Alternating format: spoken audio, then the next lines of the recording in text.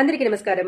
మన latest updates లో చూసుకుంటే ఈ రోజు భారత ఐటీ దిగ్గజ సంస్థలు గత దశాబ్ద కాలంగా అస్సలు ప్రారంభ వార్షిక వేతనాలు అనేవి అస్సలు పెద్దగా పెంచడం లేదు. కానీ ఇప్పుడు భారత ఐటీ కంపెనీలో ఒకటైన ఇన్ఫోసిస్ మాత్రం సూపర్ గా ప్రారంభ వార్షిక వేతనాన్ని ప్రకటించిందండి. అది ఎవరికనుకున్నారా? కృత్రిమ మేధ ఏఐ సామర్థ్యాన్ని పెంచడం కోసం, డిజిటల్ నైపుణ్యం ఎక్కువగా ఉన్నవారిని ఆకర్షించడం కోసం మాత్రమే ఈ నిర్ణయం తీసుకుంది.